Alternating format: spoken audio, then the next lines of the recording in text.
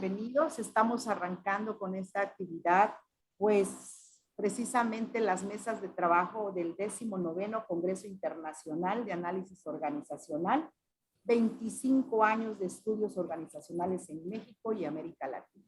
Entonces estamos de fiesta, son 25 años. Y arrancamos precisamente con las mesas de trabajo, al rato a las 11 tenemos la inauguración oficial del evento, pero nosotros ya empezamos, como siempre, muy adelantados a trabajar con esta mesa tan importante que es nuestra mesa temática MIPYMES y empresas familiares.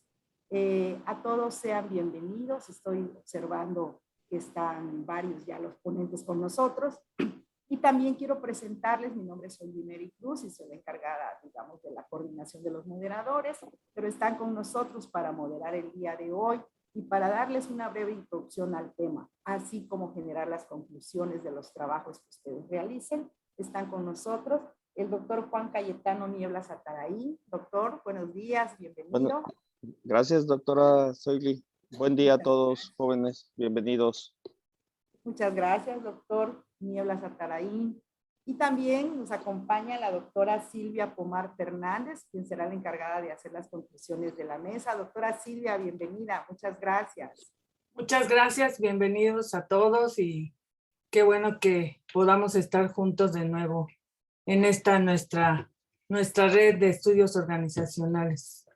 Así es. Muchas gracias. Entonces voy a cederle la palabra al doctor Juan Nieblas Ataraí para que haga del conocimiento de todos los participantes las reglas generales de esta mesa de trabajo y ya de pie al inicio de los ponentes.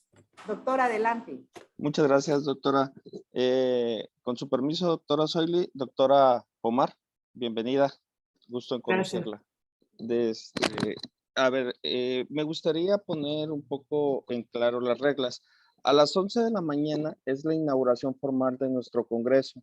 Por lo tanto, estamos muy ajustados de tiempo. Respetuosamente y sin ánimo de faltar al respeto, solamente tenemos 10 minutos para cada compañero, para cada presentación. A los 10 minutos, vamos a suspender la presentación para pedirle al siguiente compañero que dé. Por lo tanto, les pedimos, por favor, que se ajusten a esos 10 minutos. Las preguntas para cada sesión se formularán al final de la mesa temática.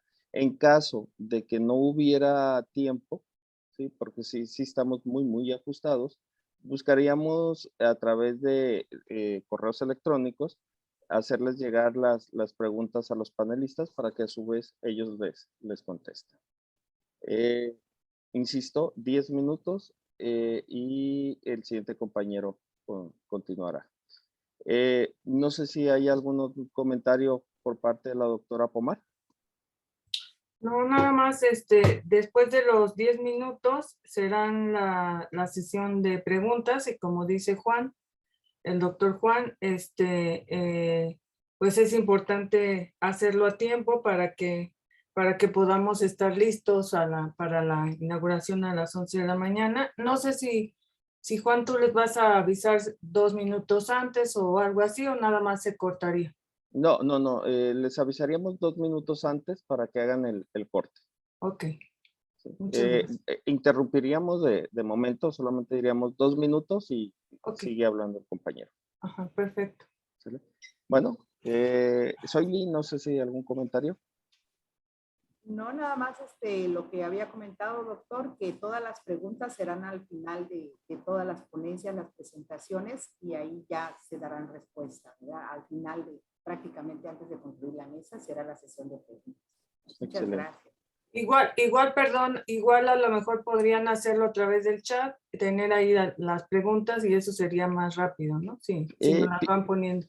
Ok, de acuerdo, es una buena a través del chat, una buena observación de que se realicen las preguntas para que en caso de que no alcancemos, bueno, ya se tienen ahí formuladas. No sé, sería, si no hay más, pues iniciamos, si les parece. Sí. Bueno, pues, Muy bien. A nombre del comité organizador de la 19 edición del Congreso Internacional de Análisis Organizacional intitulado en este año 2021, 25 años de estudios organizacionales en México y América Latina, sean todos bienvenidos. En muchos países, las pymes representan el 97% de las empresas y son reconocidas por su contribución a la economía. A pesar de su importancia, la investigación sobre este tipo de empresas es poco conocida en América Latina, mientras que por el contrario, en Europa y América del Norte existen centros de investigación que apoyan una prolífica investigación. Esta es una de las razones que desencadena que las pymes en los países desarrollados fracasen en la aplicación de los modelos empresariales de grandes empresas de las economías desarrolladas, ya que a menudo esta literatura es inadecuada debido al contexto tan particular que presentan en las economías emergentes. Las pymes se ven afectadas por la limitación de recursos, el escaso poder del entorno y las organizaciones centradas en el propietario. Por lo tanto, es imperativo que se estudien por separado de las grandes organizaciones y se creen sus propios modelos empresariales, ya que los procesos de las pequeñas y medianas empresas son diferentes a los de todos otros tipos de organizaciones. Además de las principales diferencias derivadas a su naturaleza, tanto familiar, tamaño y recursos, este tipo de empresas son propensas a los problemas de capital. Esto es de especial interés en las economías en desarrollo, donde suele haber inestabilidad y cambios en el sistema económico, jurídico, lo que sin duda alguna aumenta la incertidumbre en este tipo de organizaciones. El día de hoy, en el marco de nuestra reunión anual 2021, tendremos el gusto de escuchar la ponencia intitulado Retos de las pymes en tiempos de COVID, caso Chakchi, Pescados y Mariscos, disertada por destacados investigadores de la Universidad Juárez Autónoma de Tabasco.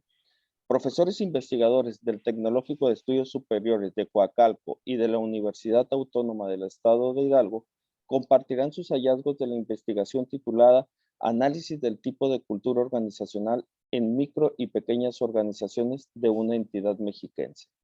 El institucionalismo, cuidado ambiental y desempeño de los pequeños negocios agrícolas es abordado en la investigación llevada a cabo por el Colegio de la Frontera Sur, Unidad Campeche, quien a través de una de sus investigadoras nos compartirá sus resultados.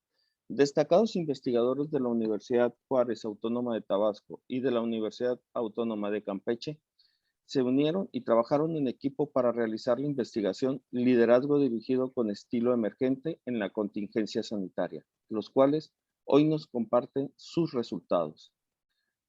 Los problemas económicos de las pymes del Estado de México en tiempos de COVID son abordados por colegas de la Universidad Autónoma Metropolitana, quienes nos presentan las conclusiones de su investigación.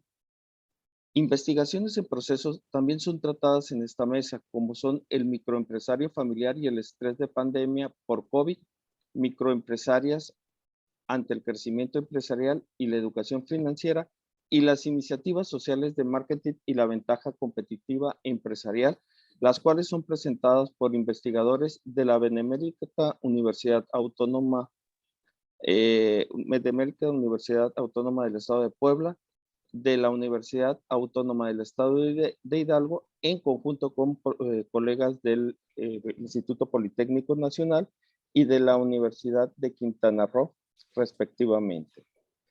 Sin más, iniciamos con nuestra mesa de MIPYMES y empresa familiar. Les deseo mucho éxito, que sin lugar a dudas este congreso sea de nueva cuenta un referente a nivel nacional en nuestra área de estudio. Bienvenidos e iniciamos con nuestro primer panelista, que sería la compañeros de la Universidad Juárez Autónoma de Tabasco, con el título de la ponencia Retos de Pymes en tiempos COVID-19, caso Chakchi, Pescados y Mariscos. ¿Se encuentra algún compañero? Sí, buenos días. Buenos días, bienvenida. Soy la maestra Raquel López García de la Universidad Juárez Autónoma de Tabasco y voy a exponer el trabajo de investigación, retos de las pymes en tiempos de COVID, el caso de Chakchi, pescados y mariscos. Bienvenida. Adelante, maestra. Doctora. Gracias, muy amable. Bueno, el día de hoy voy a compartir con ustedes este trabajo de investigación que llevamos a cabo la doctora Candelaria Vázquez Ramos, la doctora Adriana León de la Cruz, el doctor Oscar Ramón Puy Sol y una servidora Raquel López García, que voy a tener a cargo la presentación. Bueno, en resumen, en 2020 ha sido catalogado como el año del cambio de caos y la incertidumbre. Pero sobre todo, Perdón, maestra, disculpe, ¿compartirá pantalla? sí, claro que sí. Ah, Busco aquí cómo compartirle. A ver. okay. Ujú.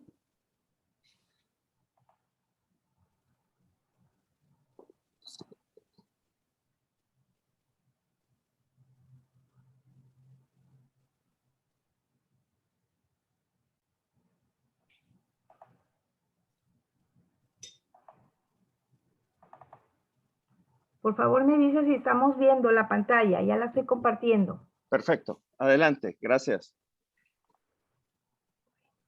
Vamos nuevamente con lo que es el resumen. El 2020 ha sido catalogado como el año del cambio, del caos y la incertidumbre, pero sobre todo de la adaptación y de la sobrevivencia. Claro, ejemplo de ello son las pymes. Pymes, como es el caso de Chakchi, que es el que vamos a presentar, pues ha despertado un interés por desarrollarse y obtener emprendimiento con el fin de fortalecer y evolucionar en medio de la contingencia sanitaria y la sana distancia. Este trabajo se realiza a través de la metodología de investigación descriptiva y exploratoria.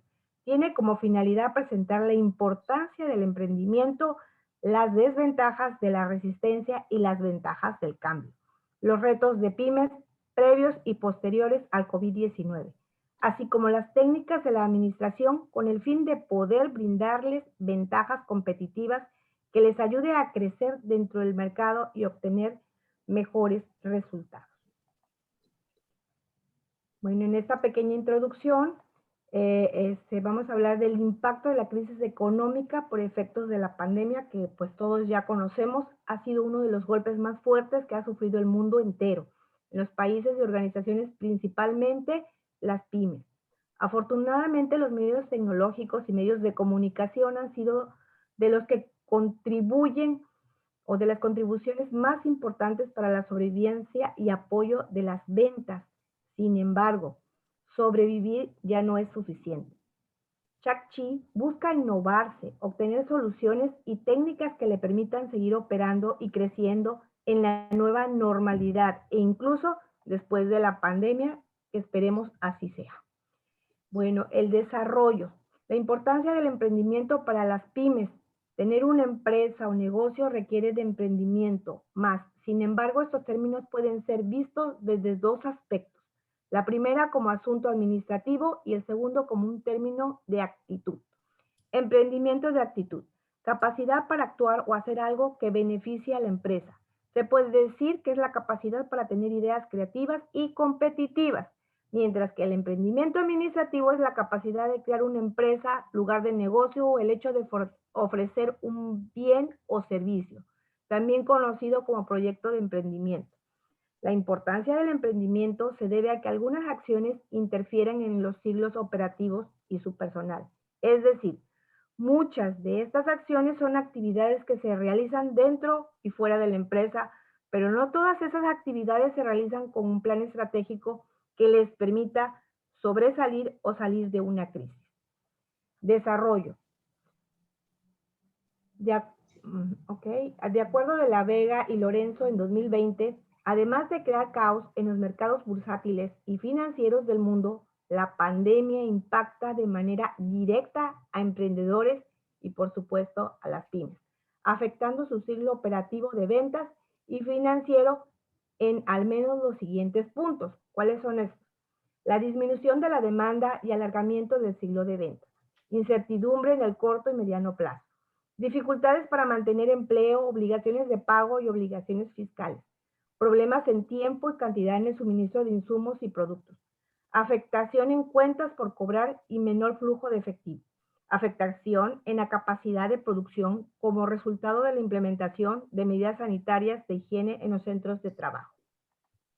Las desventajas de la resistencia y las ventajas del cambio. Adriana 2019 afirma lo siguiente: la resistencia a los cambios se produce principalmente por dos factores. La gente se crea unos hábitos, entra en una zona de confort y salir de ella cuesta un esfuerzo. Muchas personas tienen miedo a lo desconocido y por lo tanto son recias a que se altere lo que ya se ha experimentado y saben que funciona. Aunque se consideren dos de los principales factores de origen de la resistencia, deben ser atendidos con mucho cuidado, meticulosidad y orden, debido a que puede convertirse de manera contradictoria en desventajas como aumentar los conflictos para sobresalir, limitar el número de oportunidades, causar pérdidas de ventaja, acortar las posibilidades del progreso y la adaptación. Mayor número de fallas reduce la motivación a sobresalir. Las ventajas del cambio. El beneficio del cambio se puede clasificar desde dos perspectivas. La primera se relaciona a nivel organizacional y la segunda a nivel estratégico, como se muestra en la siguiente tabla. Y ahí vemos las ventajas del cambio a nivel personal y las ventajas a nivel estratégico. Los retos de las pymes previo y posterior al COVID, y pues encontramos en estos retos: generar un catálogo de clientes, tener espíritus de competitividad, adquirir financiamiento y los recursos por operar, plan de negocio, tener estatus diarios de negocios, prevención contra riesgos, aplicación de las TIMS, el buen servicio al cliente, consolidación del crecimiento y la creación del empleo, gestión, la ruptura de las cadenas de suministro y gestión stock, adaptación de las nuevas normas de seguridad e higiene, evolución de las necesidades de los consumidores, cambio, ambición y prioridades, nuevos paradigmas operativos y ajustar el modelo organizacional y operativo. Bueno, entre otras cosas, encontramos la problemática de Chak-Chik y sus hallazgos. Y estas serían las conclusiones. Yo los invito a que con más tiempito, pues podamos nosotros ver el resultado y las conclusiones de esta investigación. Por el tiempo, ahí me lo están marcando, terminamos hasta aquí. Muchas gracias, maestra, por los tiempos. Continuaríamos con el compañero o quienes manejan el tema análisis del tipo de cultura organizacional en micro y pequeñas organizaciones de una entidad mexiquense. Es un tema presentado por compañeros del Tecnológico de Estudios Superiores de Coacalco y la Universidad Autónoma del Estado de Hidalgo. Adelante. Sí, gracias. Buenos días. ¿Podría compartir pantalla? Es que no me deja porque todavía están compartiendo la pantalla de la compañera anterior. Okay. Walmedia, si nos puedes apoyar por ahí. Gracias. Bien, buenos días. Representando al Tecnológico de Estudios Superiores de Coacalco y a la Universidad Autónoma del Estado de Hidalgo, su servidor, el doctor Noé Chávez, y en compañía de la doctora Beatriz Sauza, vamos a presentar este trabajo de investigación que le intitulamos Análisis del tipo de cultura organizacional en micro y pequeñas organizaciones en una entidad mexiquense. Bien, vamos a entrar a detalle en todas esas cuestiones y meramente por cuestiones de tiempo vamos a ser lo más breve posible. Bueno, pues veamos nosotros que sabemos que todo el aspecto de lo que es la cultura organizacional es un elemento importante dentro de cualquier organización. ¿Por qué? Porque a mayor fortaleza tenga dentro de lo que viene siendo sus actividades, pues puede tener una mayor probabilidad de éxito. Si es fuerte, si todos están alineados y coordinados a todas esas actividades, pues pudiera ser todo un factor competitivo. Considerando estos aspectos, vemos que la realidad en lo que son las micro y pequeñas empresas, pues distan de tenerlo. ¿Por qué? Porque hay baja capacidad administrativa, tienen una disminución en la integración organizacional y dentro de lo que son sus procesos internos, porque realmente no hay algo que esté firmemente desarrollado. Y consecuentemente, pues su sostenimiento competitivo en todos los aspectos que esto integra, pues viene hacia abajo. De ahí que surge la necesidad, pues, de establecer una atención a lo que son sus componentes internos, en donde con esto, particularmente con lo que es la cultura organizacional, se busque alinear todo ese sistema de valores, creencias y actitudes y todo lo que serían los diferentes niveles de la cultura organizacional, partiendo, por ejemplo, desde la perspectiva de Shane. Planteamos entonces ahí que es necesario generar una identificación de todo el personal y se genere con esto cambio y fortalecimiento en los procesos internos, y con esto favorecería un desarrollo organizacional. De ahí que surgieron estos cuestionamientos. Primero, identificar pues, cuál es el tipo de cultura organizacional que actualmente tiene en las pequeñas organizaciones, y bueno, pues cuál sería el que ellos desean, ¿no? Cuál sería su cultura organizacional que estaría encaminada a lo que es ser competitivo, y cuál sería el comportamiento que presentan en general todos los tipos de cultura. Y bueno, con esto se orientaron en esa misma temática los respectivos objetivos. Y para plantear en esas cuestiones de la revisión teórica, los podemos sintetizar en esto. Nosotros nos concentramos en analizar lo que son los tipos de cultura organizacional bajo el modelo de Cameron y Quinn, quien presenta un modelo de valores en competencia. Ellos plantean 4 dimensiones, las cuales aquí les estoy enseñando. Por un lado, tenemos la parte de los enfoques, uno que se orienta al enfoque interno y el otro a lo que es el enfoque externo, orientados a la prioridad que tienen como empresa. Y por otro lado, lo que es la cuestión de la flexibilidad y la estabilidad dentro de sus operaciones internas. De ahí que nosotros, al momento de estar generando esa combinación, van surgiendo varios enfoques, ¿no? Varios tipos de cultura. Por ejemplo, esta es la cultura clan, que se distingue por la colaboración, porque todo busca un mantenimiento interno, una estabilidad interna, pero a la vez una flexibilidad y desarrollo de lo que es el personal. Por otro lado, haciendo la combinación entre el enfoque externo y la flexibilidad, encontramos que el tipo de cultura es la autocrática, en donde su prioridad es hacer las cosas primero, buscar la flexibilidad, la innovación, la creatividad. Por otro lado, el tipo de mercado, su principal enfoque es competir, hacer las cosas lo más rápido posible y ser de los que estén posicionados en el mercado. Y la cultura jerarquizada, donde busca controlar o hacer las cosas de manera correcta. Entonces, esos estarían encaminados a lo que son los diferentes tipos de cultura que se tomaron en cuenta pues, para poder desarrollar la investigación. En términos de metodologías, a través de un enfoque cuantitativo, no descriptivo, experimental y de corte transversal, se utilizó la técnica de la encuesta con el cuestionario de Cameron y Quinn, que es el modelo que les había comentado, que es el Organizational Cultural Assessment Instrument, que plantea aquí, hace una comparación sobre lo que son los 4 tipos de cultura, los cuales se califican, ¿no? A través de 100 puntos distribuidos a lo largo de eso. ¿Para qué? Pues para que podamos evaluar cuál es su cultura actual y cuál es la cultura deseada. Las dimensiones que integra este cuestionario pues, son estas 6 que están aquí señaladas. Y bueno, los objetos de estudio hacia donde nos encaminamos fueron las micro y pequeñas empresas de un municipio del Estado de México que es Coacalco. Se atendió a todo lo que publicaban en internet para tener contacto con ellos durante los 2 meses de junio y julio. Encontramos 89 micro y pequeñas empresas que tienen ese tipo de publicación y con los que pudiéramos tener una interacción electrónica. Y con esto tuvimos una tasa de respuesta de 72, lo que orilló a tener 62 participantes, ¿no? Se encaminaron exclusivamente a puros dueños o encargados de ese negocio o de esa empresa para que contestaran ese cuestionario. Y el procesamiento de datos pues, se dividió en 2 para que se cumplieran los objetivos. Uno en donde se identificaban los tipos de cultura con base a los valores promedio, y la otra para identificar el coeficiente de correlación y de determinación.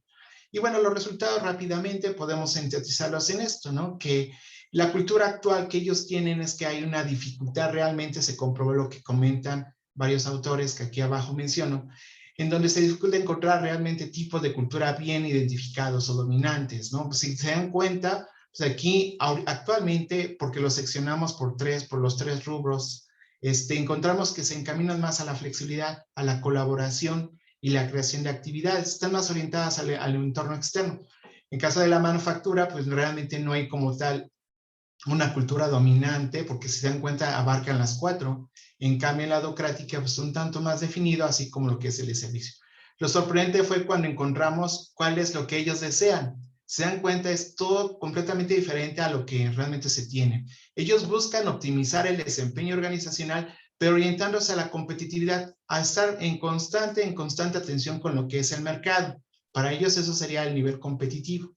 Eso nos trae alusión a lo que, por ejemplo, King Morgan nos dice sobre el océano azul y rojo, donde ellos prefieren estar más en la pugna, ¿no? de la competencia, y todo esto a través de lo que es la estabilidad y la productividad, y así también pues tener una mayor estructura y formalidad pues, para poder operar.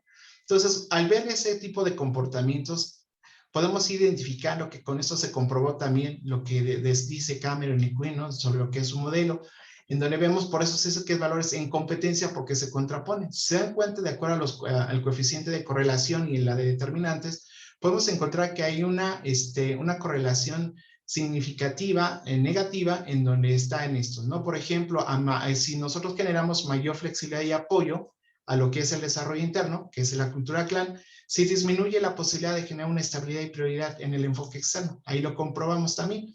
Por ejemplo, si hacemos esa combinación entre lo que es la docrática y la jerarquizada, pues de igual manera, ¿no? Si tenemos mayor flexibilidad y atención externa, pues también disminuimos el control y desarrollo interno. Y lo que es en la cuestión del clan y jerarquizada, en ese mismo tenor, pues se estaría generando ese sentido, ¿no?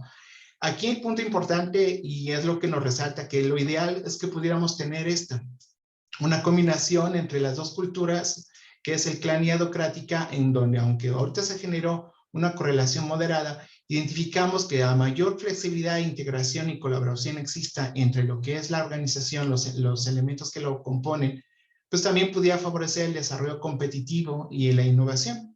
Entonces, con esto concluimos que una organización que es competitiva se debe reinventar continuamente para poder fortalecer su capital intelectual y desarrollar la capacidad creativa e innovación. Si se dan cuenta, aquí estamos involucrando los dos tipos de cultura.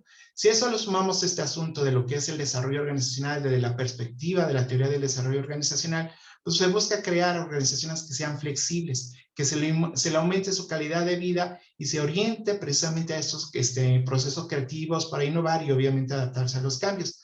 Por lo tanto, nosotros concluimos que la cultura más adecuada es esta, pero si se dan cuenta de acuerdo a lo que ellos desean como pequeñas y microempresas, es todo lo contrario. Ellos quieren quedarse en la estabilidad, estar compitiendo, estarse desgastando mucho en lo que es el desarrollo de esa competencia, pero realmente no pensar divergentemente, ¿no? Entonces, por eso es que se concluye que es necesario que este tipo de organizaciones establezcan acciones para construir estos dos elementos, de la parte tanto lo que genera valor social como también lo que genera valor institucional. Y de ahí, bueno, pues es que pudiéramos nosotros ver que hay un amplio camino para poder desarrollar, para poder entonces con esto ver qué podemos hacer como parte de nuestra intervención, ¿no? Bueno, pues esto ha sido una síntesis total de todo lo que es este trabajo. Muchas gracias por sus atenciones. Muchas gracias, doctor. Muy amable con su presentación. Continuamos con la compañera Griselda Juárez Luis, que nos presentará su investigación Institucionalismo, Cuidado Ambiental y Desempeño de los Pequeños Negocios Agrícolas. Adelante.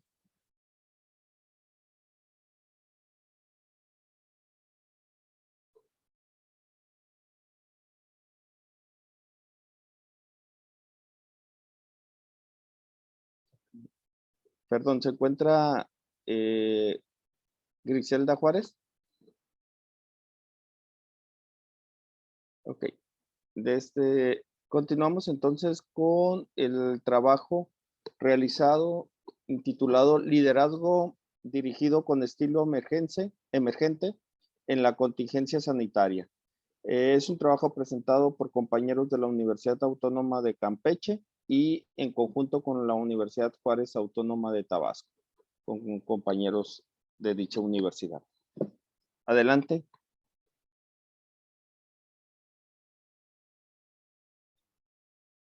Buen día.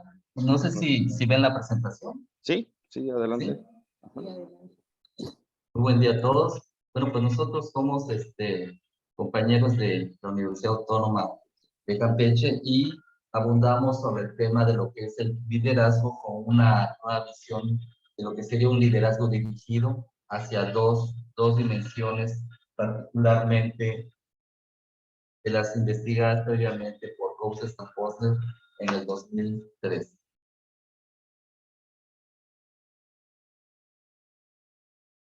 Como ustedes saben, pues estamos en una época difícil en la cual las empresas y las personas pues no escapamos a su influencia y a su impacto. Entonces, ante este escenario, ¿verdad? Es importante que las organizaciones replanteen sus estrategias y la forma en la que están operando para poder permanecer en el mercado y poder continuar con sus operaciones y lograr las metas que tenían inicialmente trazadas.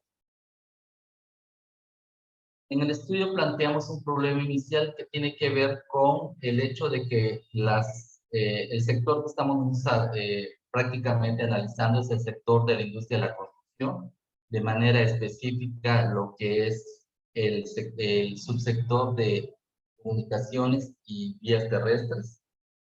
En este caso, pues estas empresas normalmente tienen operaciones que son donde sus clientes son el sector público, ¿verdad? Y por lo tanto tienen que enfrentar constantes problemas para desarrollar propuestas técnicas, legales y de carácter financiero, por lo cual tienen que sostener costos competitivos y requieren obviamente de un liderazgo proactivo que les permita interactuar y adjudicar la obra pública para poder tener los ingresos que corresponden al sector.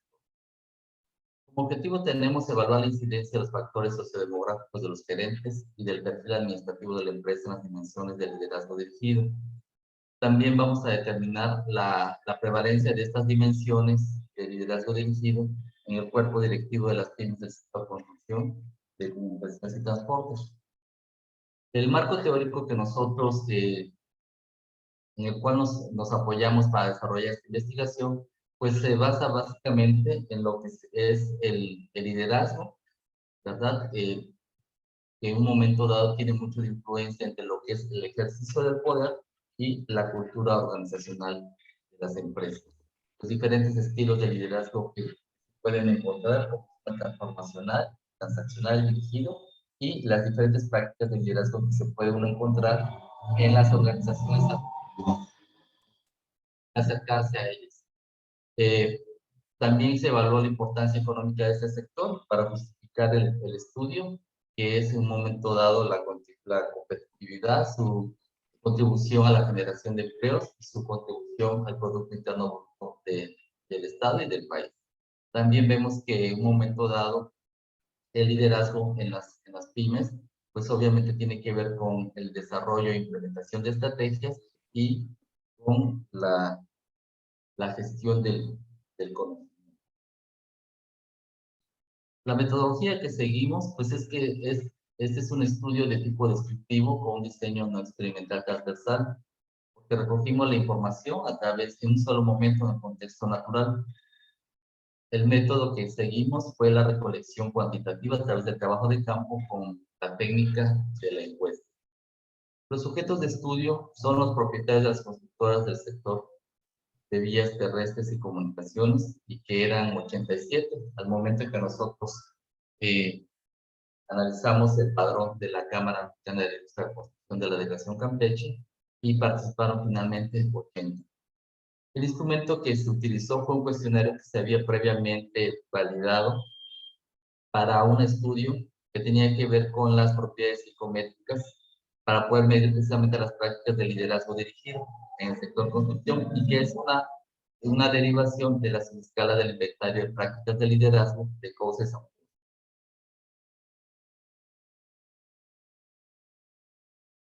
Como resultados, bueno, nosotros encontramos que realmente la evolución de la contingencia ha obligado a las pymes a rediseñar e implementar nuevas estrategias para sostener sus niveles de operación y poder cumplir con los compromisos laborales y contractuales que pueden tener con clientes y con colaboradores. Tienen que enfrentar este nuevo reto desde el punto de vista de la dirección, ya que esta contingencia representa la toma de decisiones por parte de los directivos, y realmente los responsables en un momento dado son el socio fundador, que es una empresa familiar, o el socio mayoritario en el caso de las empresas accionarias. El estilo de liderazgo que es dirigido se encuentra presente en la población y refleja rasgos de tipo transformacional que realmente no se vieron afectados por los factores sociodemográficos que se estuvieron evaluando, salvo por el nivel de estudios que sí presentó significancia estadística, y que tenía que ver con las dimensiones de visión compartida y guiar el camino. Sin embargo, los valores que se obtuvieron son relativamente bajos para explicar el nivel de compromiso y responsabilidad que en un momento dado tienen estos líderes al estar frente a sus organizaciones. También vemos que los empresarios necesitan mejorar su comunicación y gestión del talento humano que está colaborando actualmente en las organizaciones para que puedan ellos reducir el nivel de riesgos que están implícitos en la actividad y que en consecuencia pueda incrementar la productividad. El liderazgo dirigido del cual estamos hablando, pues está orientado a identificar líderes que tengan muy clara su filosofía y puedan visualizar en un momento dado el futuro organizacional, que este sea compartido con los trabajadores para que en un momento dado sea su función más allá de gestionar condiciones adecuadas de trabajo y cumplir con disposiciones, puedan integrarse como una sola unidad y llegar al futuro que visualiza el mismo socio fundador. Como conclusiones y atendiendo a los objetivos del trabajo, vamos a poder establecer que las dimensiones del liderazgo dirigido, tanto lo que es guiar el camino y la visión compartida, están presentes en el grupo estudiado y que prevalece o tiene una mayor incidencia la dimensión de guiar el camino. Los valores que se obtuvieron pues realmente no reflejan una fuerte presencia de ambas prácticas, ya que para efectos de poder medir esta incidencia se construyó un índice al que se denominó prácticas de liderazgo y obtuvo un promedio general de ambas dimensiones del 65%, lo que nos indica que los propietarios pues visualizan un futuro cierto ante la falta de innovación en los procesos de la organización y es realmente un reto para sus aptitudes. Nosotros realmente aquí lo que proponemos es acotar las dimensiones del liderazgo transformacional hacia un liderazgo dirigido, el cual pues pretende realmente que los líderes estén conscientes de la visión que deben de tener de su empresa y de considerar a todos los factores que intervienen en ella como parte de esa visión para que puedan lograr sus metas y objetivos. Incluso cuando se presenten ciertos fenómenos que no son de carácter empresarial, como el que actualmente enfrentamos, que es el denominado COVID. Bueno, de nuestra parte sería todo. Muchas gracias. Muchas gracias, doctor, por su presentación, por compartirnos su investigación. Continuamos con la siguiente ponencia, los compañeros que realizaron la investigación Problemas económicos de las pymes del Estado de México en los tiempos del COVID-19. Son compañeros de la Universidad Autónoma Metropolitana. Adelante, por favor. Bueno, muchas gracias. Buen día a todos. Déjenme compartir la presentación.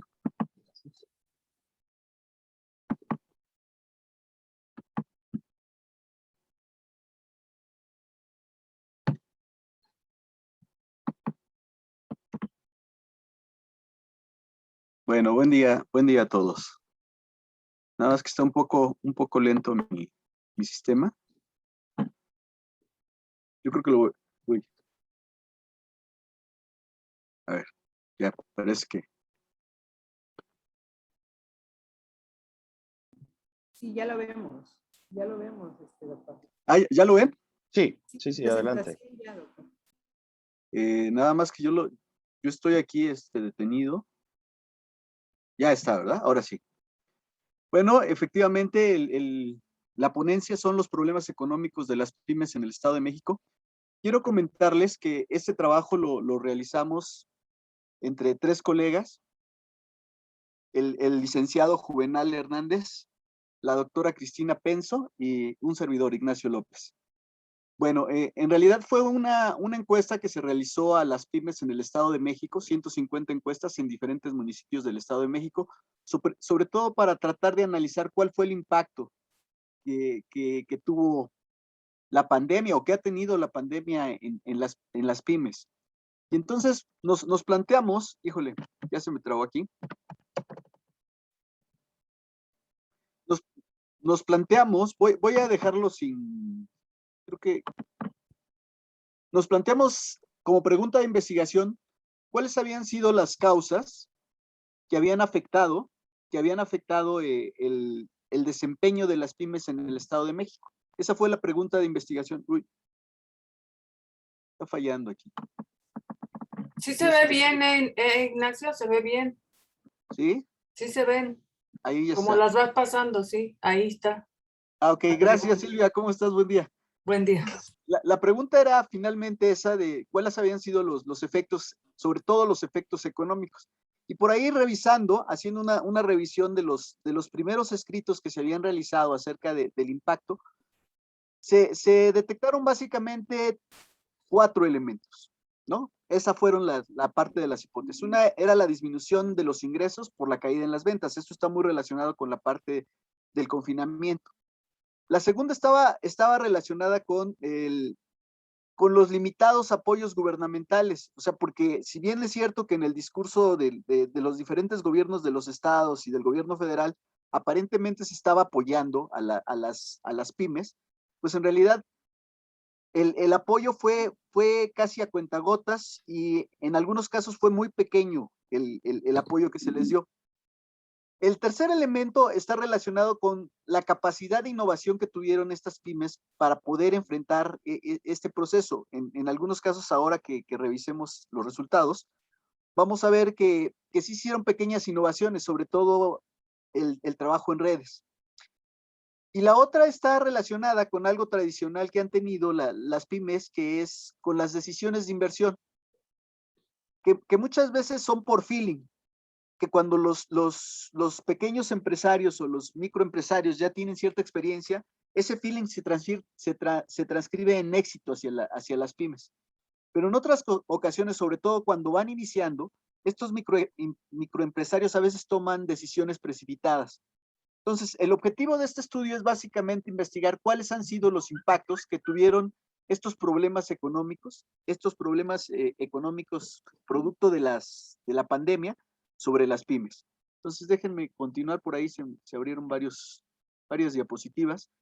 En la revisión, como les comentaba, por ahí en la revisión, algo de lo que detectamos que estaban básicamente relacionados con algunos de los elementos que tocamos en las hipótesis, es que en la revisión el 79% de las pymes, esto surge de varios estudios que hizo INEGI, ¿no? Y de algunos otros autores que van contribuyendo también a analizar un poco el impacto a través de encuestas. Entonces, por ahí el 79% de los impactos que tuvieron las pymes a nivel nacional, pues efectivamente está relacionada con la disminución de ingresos. Y sí, o sea, como les comentaba, pues eso está relacionado básicamente con los confinamientos, con el cierre de actividades no esenciales en algunos casos. Y sí los impactó significativamente. De hecho, sus ingresos bajaron por efecto de sus ventas. El 47% lo atribuye a la demanda. Obviamente una caída en la demanda tiene una repercusión sobre los ingresos, pero ellos identificaban también como una caída en la demanda. Otros microempresarios por ahí resaltaban mucho la escasez de insumos y de algunos productos. El 27.9% destaca sobre todo la escasez de insumos y de algunos productos para su distribución. Y el 9.16 lo atribuyen a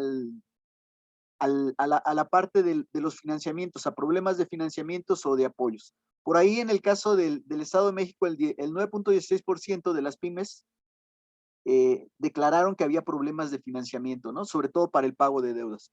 Y el 17.8% decían que los financiamientos o los apoyos estaban relacionados con apoyos del gobierno. Bueno, ¿qué es lo que encontramos? Voy a ir directamente a lo que encontramos. Estos son algunos de nuestros resultados, de algunos de los resultados que estoy sintetizando de una encuesta que se aplicó. Eran como 20 reactivos, pero solamente voy a tocar los más importantes, los relacionados con la hipótesis que teníamos. El 79% afirmaron que había una disminución de los ingresos, y esto coincide con los estudios a nivel nacional. O sea, es muy parecido a algunos de los estudios que se encontraron. El 9.3 sí mencionan que tuvieron dificultades para innovar, ¿no? Algunas de las innovaciones que hicieron fue básicamente el promocionar sus productos a través de redes, el generar la entrega de productos a domicilio, y algunas otras empresas modificaron hasta los tamaños para modificaron el tamaño de su producto tratando de ahorrar insumos. O sea, para evitar modificar el precio, lo que hicieron fue modificar el tamaño de sus productos tratando de que no se moviera el precio, pero sí la cantidad de algunos de sus productos. Y algunos otros tuvieron que modificar también, hacer algunas modificaciones o promociones en términos de sus precios. Por ahí en lo que encontramos en las pymes del Estado de México es que el 8.7 sí definían que tomaron malas decisiones de inversión, ¿sí? Solo el 8.7%. Y que les comento, eso está muy relacionado sobre todo con la experiencia que pueden tener los microempresarios. Cuando los microempresarios tienen ya mucha experiencia, prácticamente cada idea que tienen la pueden hacer exitosa, porque ya han pasado por todo un proceso de aprendizaje en donde van detectando dónde están algunas de sus posibles errores. Pero cuando los microempresarios o los emprendedores están en sus primeros ensayos, pues normalmente toman decisiones muy precipitadas. Y por ahí, en términos de los apoyos gubernamentales, solo el 2% de las empresas mencionaron que hubo deficiencias. O sea, no detectaron tanto la falta de apoyos gubernamentales. O sea, estaban más preocupados por otros asuntos, o posiblemente ya no tenían mucha confianza acerca de los apoyos gubernamentales, que no lo consideraron como muy relevante, solo el 2%. Voy a continuar. Voy a la parte de las conclusiones. Entonces, efectivamente, sí hubo un problema de disminución de ingresos por la caída de ventas. Los apoyos económicos no fueron tan significativos, ¿no? Se hicieron innovaciones, y algunos de los destinos de los ingresos fue básicamente para el pago de deudas que tenían, ¿no? Entonces, por ahí hay algo interesante. Por ejemplo, la innovación digital creció sustancialmente y pasó de 1 de cada 10 empresas en el 2019 a 6 de cada 10 en las pymes. Y lo que les comentaba, se implementaron sobre todo entregas a domicilio, se disminuyó en algunos casos la producción y los tamaños de presentación, y se modificaron también los precios. La mayor parte de los ingresos que recibieron y de los apoyos se utilizaron para el pago de deudas contraídas. Bueno, yo con esto concluyo mi presentación. Pues muchas gracias por su atención. Muchas gracias, doctor. Excelente trabajo.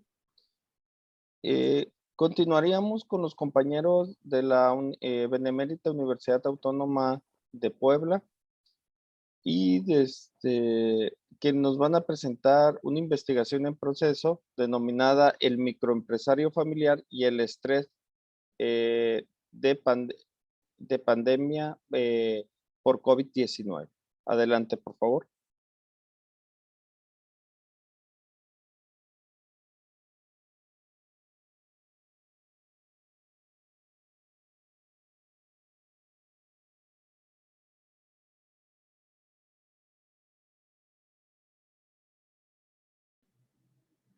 Perdón, no se escucha, ¿eh? ¿Ya está habilitado? ¿Ya se escucha? Ya, ¿Ya? adelante, adelante. Muy buenos días. Este trabajo que les presentamos, el microempresario familiar y el estrés por pandemia COVID-19, lo realizamos 3 integrantes del Cuerpo Académico Competitividad Organizacional de la Benemérita Universidad Autónoma de Puebla, su servidora María Antonieta Montserrat Vera Muñoz, la doctora Rafaela Martínez Méndez y el doctor José Gerardo Serafín Vera Muñoz. Bueno, el objetivo de nuestro trabajo, y como ya lo han mencionado muchos compañeros que antecedieron en sus presentaciones, se apoya en todos estos cambios que se dan en diversos sentidos en cuanto a la pandemia que estamos viviendo por COVID-19. Es importante para nosotros, bueno, pues indagar respecto a la empresa familiar, cuáles son estas situaciones que se están presentando en las microempresas familiares, por lo que nuestro objetivo del trabajo es analizar qué estresores, manifestaciones y estrategias de enfrentamiento presentan los microempresarios familiares y qué nivel de estrés laboral de pandemia está presente en ello. Por lo tanto, nosotros nos dimos a la tarea de estructurar el trabajo de la siguiente manera. Un resumen en el cual, bueno, pues se describe el tema que se va a tratar, el objetivo, la metodología a utilizar, los resultados y las limitaciones que tuvo el mismo. En la parte de la introducción se da un contexto de lo que es, y que ya me han antecedido mucho en ello, el panorama de las empresas de diversos tamaños en México y cuál es el rol que juega la empresa familiar en la vida económica de nuestro país. Por lo tanto, bueno, pues se construye posteriormente a la introducción una perspectiva teórica donde abordamos lo que es la empresa familiar consultando diferentes fuentes de información como es el Banco Mundial, como fue Hersix, Davis y Column, como fue Navarrete, un clásico que consideramos también un poco más actual, que es Belaustegui Goitia, el Instituto Mexicano de Contadores Públicos, y todo esto nos permitió, pues, desde conceptualizar, definir y conceptualizar lo que es la empresa familiar, sus problemas, sus características, el entorno actual que se da, y bueno, también para ello se abordó lo que es los modelos que se han tomado en consideración para el estudio de la empresa familiar. Nosotros identificamos que el que más iba alineado con nuestro trabajo es un modelo muy tradicional y de los que ya tienen mucho tiempo de ser usados, pero sin embargo, pues todavía es aplicable en algunas situaciones, que es el modelo de 3 círculos.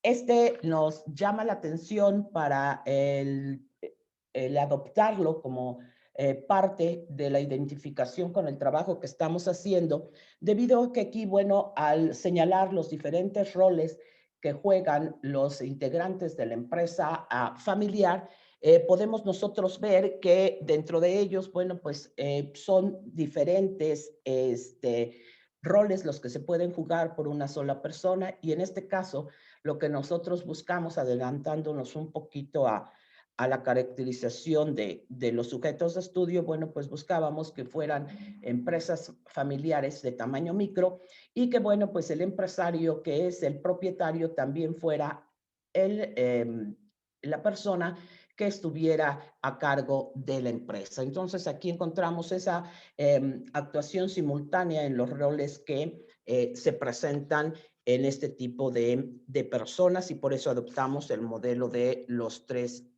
círculos.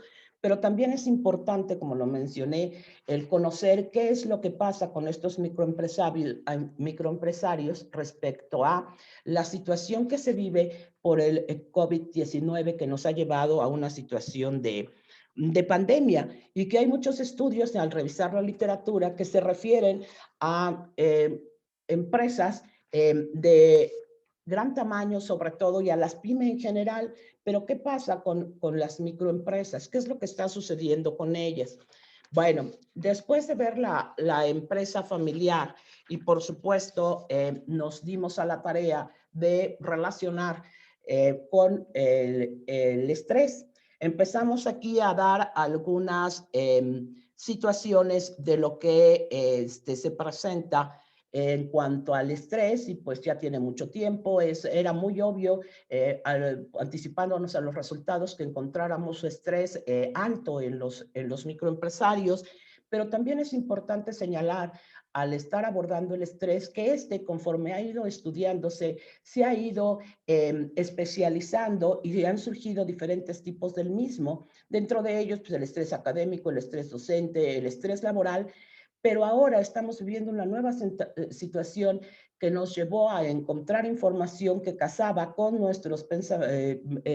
pues nuestras consideraciones de este tema y que es el estrés que se está dando por pandemia. Ahí encontramos a un autor que es Barraza, el que hace un estudio interesante sobre cuáles son las peculiaridades de este estrés de pandemia que se está presentando. Y bueno, consultamos también para este punto del estrés otras fuentes muy tradicionales como la Organización Internacional del Trabajo, por supuesto la Organización Mundial de la Salud y apoyo de algunos otros autores y también el de Barraza.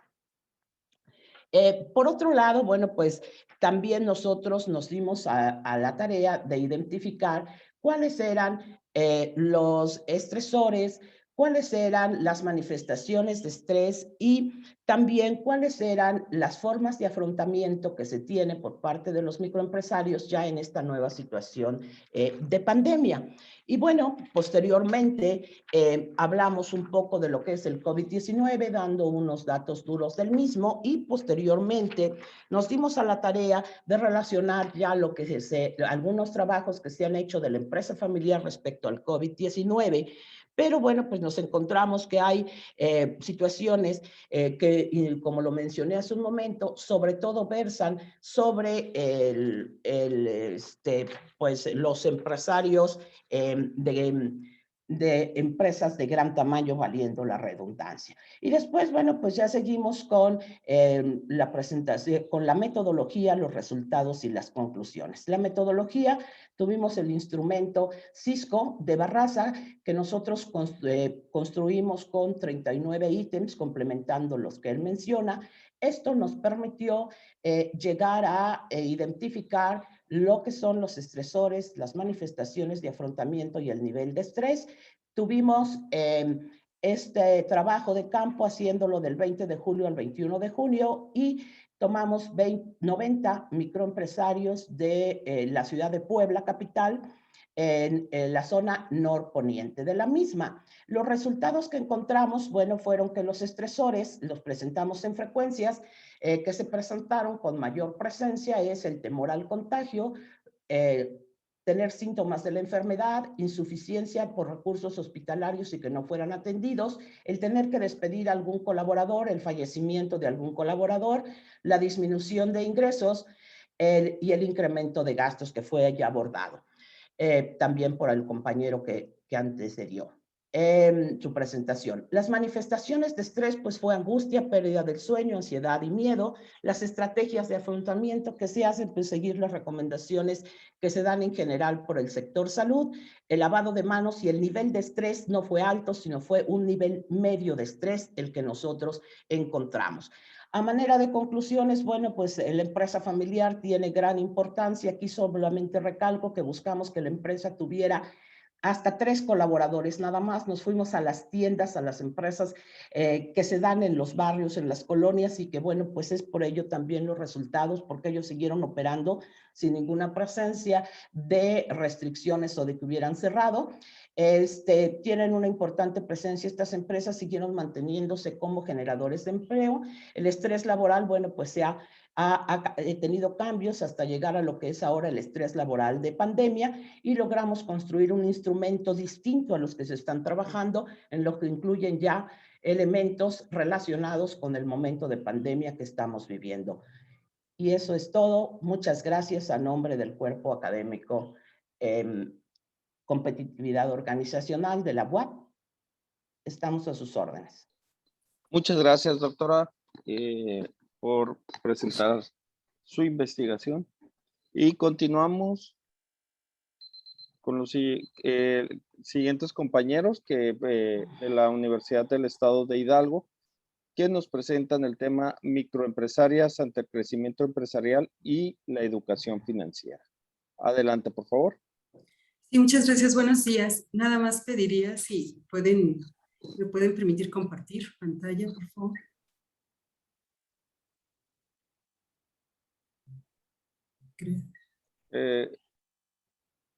Juan Media, si nos apoyas, por favor.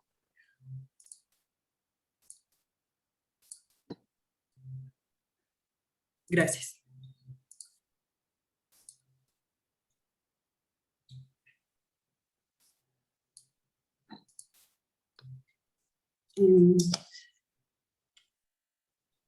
Ya se ve mi presentación, ¿verdad? Nada más para confirmar. Sí, adelante. Muchas gracias. Buenos días, mi nombre es Beatriz Ausa Ávila. En colaboración con las doctoras Zulicendi Pérez Castañeda, Dorie Cruz Ramírez, Victoria Hernández Ramírez y la maestra Claudia Beatriz Lechuga Cantó, presentamos el tema microempresarios ante el crecimiento empresarial y la educación financiera. Como introducción, dentro de lo que es la educación financiera se define, y de acuerdo a la OCDE, como el proceso por el cual los consumidores, inversores financieros, mejoran su conocimiento sobre los productos, conceptos y riesgos financieros, y a través de información, instrucción y o consejo objetivo, desarrollan las habilidades y confianza para adquirir una mayor conciencia de los riesgos y oportunidades financieras, para tomar decisiones informadas, para saber dónde acudir, para pedir ayuda y adoptar otras medidas efectivas para mejorar su bienestar financiero. La educación financiera va, por tanto, más allá del suministro de información y orientación financiera, lo que debe ser regulado, como ya es generalmente el caso, en particular para la protección de clientes financieros, como por ejemplo consumidores en relaciones contractuales. Para Corutaro, lo define la educación financiera como la capacidad de un individuo para hacer un juicio informado y tomar decisiones efectivas con respecto al uso y manejo del dinero. De acuerdo con Sánchez, considera que a mayor educación financiera, más ahorro, mejores decisiones de inversión, un uso más racional de créditos, menores niveles de endeudamiento, mejores pensiones y mayor nivel de vida. La educación financiera en Latinoamérica es también un asunto de vital importancia para los gobiernos, porque esta puede contribuir sosteniblemente a generar estabilidad económica en las naciones. También dentro de lo que es la educación financiera, en esta investigación se desarrolló lo que fue la relación que existe entre educación financiera y el crecimiento empresarial. Esto es lo que se llevó a cabo. Se aplicaron 129 encuestas a microempresarias de los municipios de Huejutla, Pachuca, Tulancingo, Tepeapulco, Tizayuca, Tula, Izmiquilpan, Mineral del Chico, Huasca, que pertenecen al estado de Hidalgo, México. Los sectores fue en metalmecánica, agroindustrial y turismo. Se aplicó la chi cuadrada para las variables de capacitación en educación financiera, ahorro, inversión, crédito y seguros relacionados con la etapa de desarrollo de la empresa. El objetivo de esta investigación fue diagnosticar la relación de la educación financiera con el crecimiento de las microempresas dirigidas por mujeres de los sectores agroindustrial, metalmecánico y turismo del estado de Hidalgo. El muestreo se realizó por conveniencia, es decir, no probabilístico y no aleatorio. Se utilizó por tener acceso a la muestra, considerando la disponibilidad de las personas que para este estudio fueron mujeres, dueñas de una microempresa pertenecientes a los sectores metalmecánica, agroindustrial y turismo de más de 5 años de servicio, siendo un total de 129 encuestadas. Dentro de la pregunta de investigación, ¿la educación financiera y el crecimiento empresarial están relacionados? Esto es algo de lo que nos enfrentamos. La hipótesis fue decir que la educación financiera en mujeres microempresarias está relacionado con el crecimiento empresarial. Dentro del análisis de la relación de la variable de la chi cuadrada, al considerar al crecimiento y a la educación financiera como variables cualitativas nominales, se procedió a realizar el análisis utilizando la chi cuadrada para poder saber si están asociadas con el nivel de confianza del 95%, rechazando la hipótesis nula cuando el valor de P sea menor a 0.05, teniendo como hipótesis nula que las variables son independientes y la hipótesis alternativa que están asociadas. Aquí podemos ver de manera, pues, los resultados, de manera muy práctica, los resultados que se obtuvieron en una síntesis cuando se da la capacitación o se mide la capacitación y la etapa de desarrollo, el ahorro y la etapa de desarrollo, la inversión con la etapa de desarrollo, el crédito, etapa de desarrollo y seguro y etapa de desarrollo, nos damos cuenta que cada uno de los valores que aquí se consideran pues son menores a 0.5. Por lo tanto, desde este momento nosotros podemos deducir que estas variables están asociadas.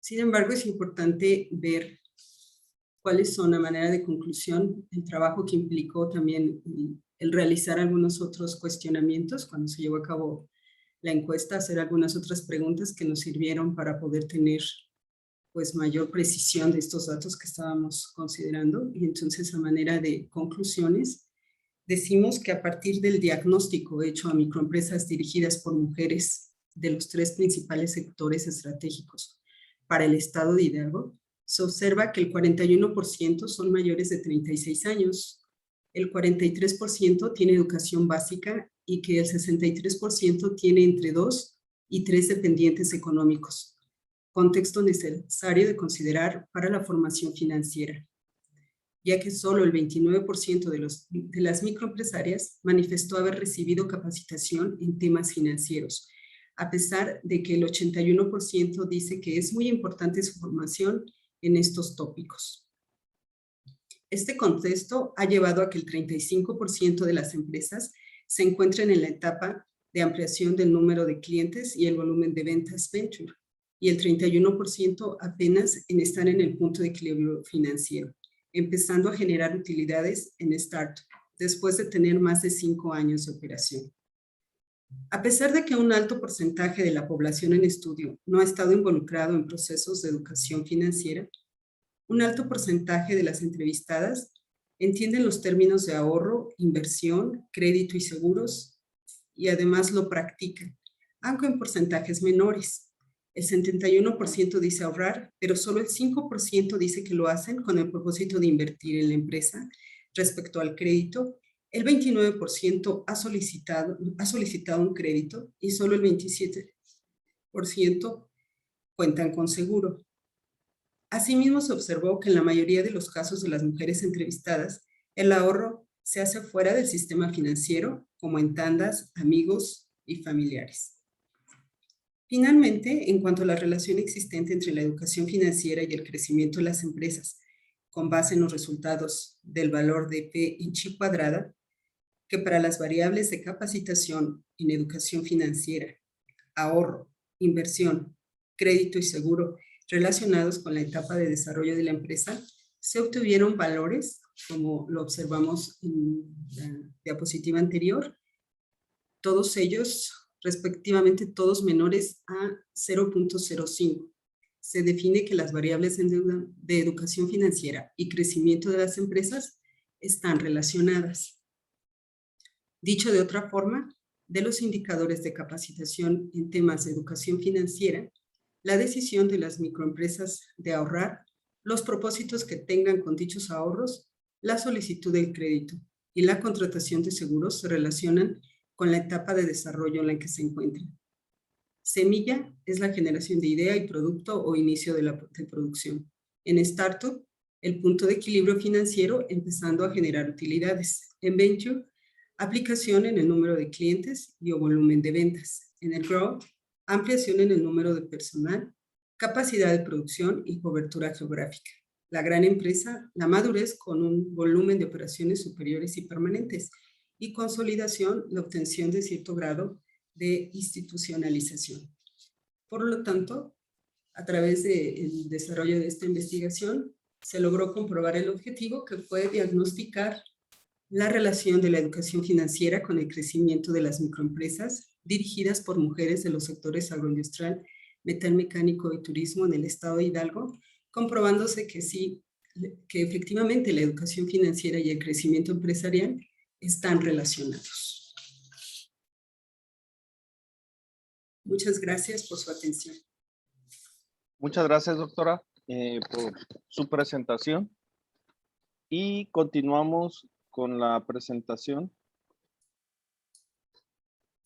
del tema intitulado Las iniciativas sociales de marketing y la ventaja competitiva empresarial, presentado por compañeros de la Universidad de Quintana Roo. Adelante. ¿Qué tal? Buenos días, ¿me escuchan? Sí, muy bien, adelante. Bueno. Buenos días, el día de hoy les platicaré sobre las iniciativas sociales de marketing y la ventaja competitiva empresarial. Mi nombre es Julia Isabel Matos Martínez y la doctora Juana Edith Navarrete Marneu presentamos este trabajo. Bueno, las iniciativas sociales de marketing y la ventaja competitiva empresarial han sido un tema pues, que ha sido ampliamente estudiado. Básicamente, la relevancia económica de la empresa pues tampoco es un tema nuevo, porque desde 1934 ya veíamos que Schumpeter la identificaba como protagonista del crecimiento económico de un país, al afirmar que su nivel de vida pues dependerá de la capacidad de los negocios para producir bienes y servicios, así como de la productividad con la que esa tarea se ejecute. Por lo tanto, es un tema esencial en diferentes, digamos, niveles, especialmente cuando se trata de consolidar un tejido empresarial, así como propiciar un entorno favorable para la creación de emprendimientos exitosos. Sin embargo, una de las tareas para alcanzar esta consolidación y éxito empresarial pues es explorar las ventajas competitivas que puede desarrollar una empresa, ya que estamos pues en un entorno cada vez más globalizado, con crecientes competidores, tanto a niveles nacionales e internacionales, con mayores dificultades para pues diferenciar sus propuestas de productos y servicios.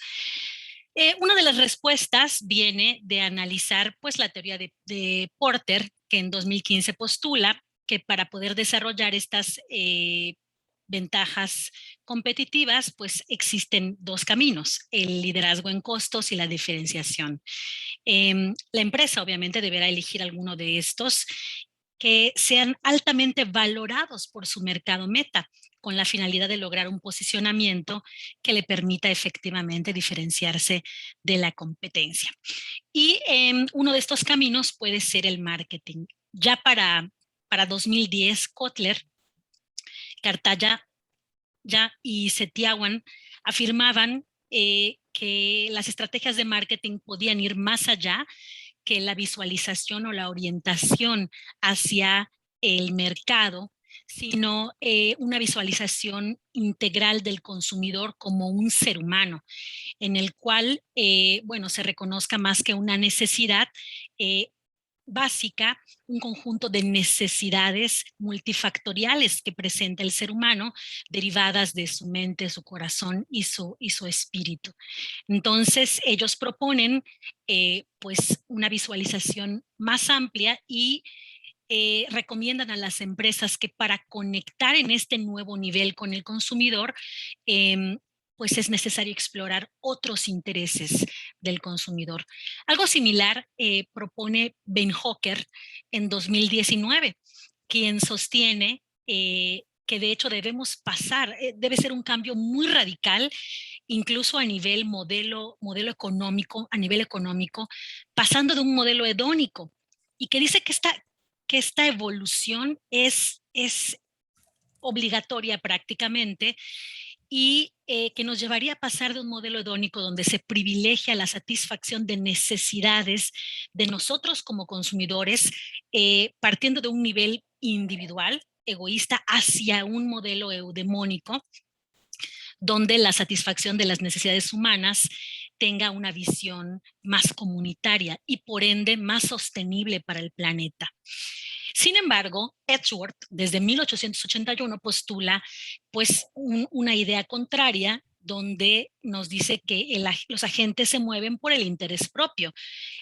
Una idea que además fue también sostenida por Friedman y que parece prevalecer hasta nuestros días y que de alguna manera contrapone una visión de una empresa hacia este camino de un acto más responsable. Sin embargo, Porter sostiene que este camino es un camino factible y se adelanta a proponer la idea en 2009 de que pues hay un potencial para que estas empresas mejoren su contexto competitivo a través de acciones benéficas o filantróficas. Entonces, él postula que en la medida en la que sean capaces de hacer esto, mejorarán la calidad del entorno en el que operan. Por lo tanto, mejorarán también sus perspectivas económicas a largo plazo. Así que una premisa fundamental en la que se basa esta idea es el hecho de que una empresa no funciona al margen de la sociedad que la rodea, sino que se nutre y se alimenta de ella. Por lo tanto, su capacidad para competir dependerá en alto grado de las circunstancias de los lugares donde se establezcan. Integrar los intereses o necesidades sociales propias del consumidor a los económicos propios de la empresa, entonces puede conducir a un punto de convergencia estratégico que daría como resultado una ventaja competitiva beneficiosa tanto para la empresa como para la sociedad. Hay que sumar a esto que el consumidor se ha vuelto más consciente del poder de sus decisiones de consumo y que al hacerlas se ha dado cuenta que puede beneficiarse simultáneamente a él mismo y a la sociedad. De tal manera que las nuevas y crecientes exigencias del consumidor, sumadas a las de los inversores, trabajadores y diferentes stakeholders, ha ido transformando el panorama empresarial y no hay marcha atrás en esta evolución. Una idea, un concepto que se desarrolla en que viene formándose desde 1971 es el de marketing social, acuñado por Kotler y Saltman, que contempla pues el diseño, implementación y control de programas que buscan influir en la aceptación de ideas sociales y proceso de creación que contempla consideraciones relativas a la planificación de productos, precio, comunicación, distribución e investigación de mercados. Entonces, es una aceptación de que la empresa es capaz de modelar el comportamiento social, lo cual potencia su relevancia como agente social y abre la posibilidad de hacer uso de todas las herramientas del marketing para provocar este cambio mutuamente benéfico. Otro de los instrumentos que se ha ido utilizando y analizando a lo largo del tiempo con el objetivo de incorporar el pensamiento estratégico en la implementación de acciones sociales y vincularlas a objetivos empresariales más concretos, es la mercadotecnia relacionada con causas, la cual forma parte de las estrategias de responsabilidad social empresarial. Porter, de hecho, en 2009, también resalta el potencial estratégico de la mercadotecnia relacionada con causas para mejorar las capacidades competitivas de la empresa, siempre y cuando ésta logre encontrar áreas de contexto competitivo que sean benéficas para la organización y para la sociedad. A pesar de que esta MRC es una herramienta de marketing que se diferencia de las demás herramientas tradicionales porque los consumidores reaccionan bien ante estos esfuerzos mercadológicos. Es importante señalar que esto se da porque el consumidor está bastante cansado de la publicidad, de la saturación que existe actualmente de los mensajes o los impactos publicitarios, y esto le da una oportunidad a la empresa de hacer estrategias mercadológicas que se alejen de la percepción egoísta que emana de la publicidad convencional y que desencadena en muchos casos mecanismos de defensa del consumidor. Autores como Nan y Geo sostienen que las campañas publicitarias con dimensión social generan una mayor respuesta del consumidor que las campañas publicitarias convencionales, provocando un efecto positivo sobre las actitudes de los consumidores y sobre sus intenciones de compra. La mercadotecnia relacionada con las causas ha sido ampliamente explorada, inicialmente por Varadhayan y Menon, quienes aportan la primera definición formal del concepto. Posteriormente, los estudios se han centrado en la percepción del consumidor, sin embargo, no han sido concluyentes, ya que se ha visto un alto grado de riesgo asociado a la implementación de este tipo de mercadotecnia, porque los consumidores no siempre responden positivamente al uso de las causas sociales para mejorar el desempeño competitivo. Una de las razones por las cuales puede darse esta situación es debido a que las percepciones varían dependiendo del tipo del producto y del cliente. Y como decíamos, esto ha hecho que la investigación generada hasta el momento no haya podido generalizarse y que se requiera de mayor investigación centrada en segmentos específicos de usuarios o en clientes altamente valorados. Westberg Perdón, Co. 2 Sí. minutos, doctora. Gracias. Exhortan a desarrollar mayor investigación en torno a la respuesta del consumidor como un medio para reducir el alto grado de riesgo, permitiendo que este tipo de marketing sea aprovechado independientemente de su complejidad. Como decíamos, en torno a la eficacia de las estrategias de mercadotecnia relacionada con las causas, no existe consenso aún, aunado al hecho de que la mayoría de estos estudios presentan sesgos como resultado de haber sido aplicados a estudiantes de pregrado, posgrado o de haber contado con tamaños de muestra muy pequeños, por lo cual se requiere profundizar para contribuir a la discusión vigente por el tema. Incluso se propone hacerlo con segmentos más específicos de usuarios. Además, el análisis se ha centrado en la gran empresa, no existiendo estudios sobre su factibilidad de uso en las micro, pequeñas y medianas empresas. Y bueno, el alto nivel de variabilidad de la respuesta del consumidor se puede atribuir y guiar hacia estudios que contemplen diferencias culturales, regionales, de nacionalidad, de género, y además, bueno, una tropicalización en cuanto a las causas que se pueden utilizar. Para continuar contribuyendo al desarrollo o a la implementación de este tipo de marketing, como ya decíamos, se han de contemplar segmentos más específicos del consumidor, incluso, bueno, explorando diferencias generacionales y, bueno, es todo esto para brindarles a las empresas nuevas estrategias de gestión que le permitan consolidarse a través del desarrollo de ventajas competitivas. Esta se puede elegir como una herramienta que sea capaz de influir en la percepción del consumidor y además validar pues su papel como fuente de diferenciación y validar también y cuantificar el impacto de la unicidad que este tipo de marketing le brinda a la empresa para poder influir en la intención de compra del consumidor. Por mi parte, eso es todo. Muchas gracias. Muchas gracias, doctora. Muy amable por su participación. Bueno, con la presentación de la doctora, con el tema de las iniciativas sociales de marketing y la ventaja competitiva, concluimos nuestra primera parte de esta mesa que continuará el próximo día, miércoles 6. Cedería la palabra a la doctora Silvia Omar para que realice las conclusiones de esta mesa. Adelante, doctora. Ok, muchas gracias. Bueno, primero que nada, me permito felicitarlos a todos. Creo que todas las presentaciones fueron muy interesantes, cada una de ellas aportando situaciones específicas que se están dando en las empresas.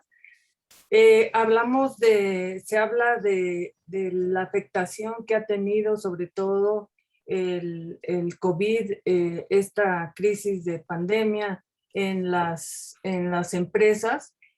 Y bueno, sabemos que que ha sido principalmente en las micro, pequeñas y medianas el efecto, pero bueno, también las grandes empresas se han visto afectadas. Lógicamente, el año de 2020 me parece que fue el más fuerte, en donde hubo más efectos en las empresas. Y bueno, muchas de ellas, no se habló de eso, pero muchas de ellas cerraron sus puertas. Estamos hablando de el 85, no, 8 de cada 10 empresas disminuyó, por ejemplo, sus ventas. El 29% tuvo problemas para escasez de insumos. Bueno, ya se hablaron de algo de eso. Me gustaría hablar de las ponencias. En la primera de ellas hubo una aportación muy interesante en relación bueno, habla de las desventajas de la resistencia y las ventajas del cambio.